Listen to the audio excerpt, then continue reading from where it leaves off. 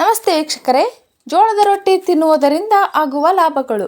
ಪ್ರತಿನಿತ್ಯ ಜೋಳದ ರೊಟ್ಟಿ ತಿನ್ನುವುದರಿಂದ ತೂಕ ಹೆಚ್ಚಾಗುವುದನ್ನು ತಡೆಯುತ್ತದೆ ಎಂದು ಪೌಷ್ಟಿಕ ಆಹಾರ ತಜ್ಞರು ಹೇಳಿದ್ದಾರೆ. ಜೋಳದ ರೊಟ್ಟಿಯಲ್ಲಿರುವ ನಾರಿನಾಂಶವು ದೇಹದಲ್ಲಿರುವ ಕೆಟ್ಟ ಕೊಲೆಸ್ಟ್ರಾಲ್ ಅನ್ನು ಕಡಿಮೆ ಮಾಡುತ್ತದೆ.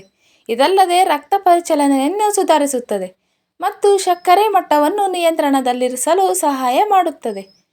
ಜೋಳದ ರೊಟ್ಟಿಯಲ್ಲಿರುವ ಮ್ಯಾಗ್ನೀಷಿಯಂ, ಕಬ್ಬಿಣ, ತಾಮ್ರ, ಕ್ಯಾಲ್ಸಿಯಂ ಮತ್ತು ಸತು ನಮ್ಮ ರೋಗ ನಿರೋಧಕ ಶಕ್ತಿಯನ್ನು ಹೆಚ್ಚಿಸುತ್ತದೆ.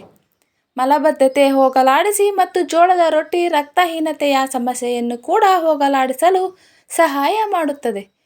ಜೋಳದ ರೊಟ್ಟಿ ತಿನ್ನುವುದರಿಂದ ಬಹಳ ನಿಧಾನವಾಗಿ ಜೀರ್ಣವಾಗುತ್ತದೆ. ಇದು ರಕ್ತದಲ್ಲಿರುವ ಸಕ್ಕರೆ ಮಟ್ಟವನ್ನು ಸ್ಥಿರವಾಗಿಡಲು ಸಹಾಯ ಮಾಡುತ್ತದೆ.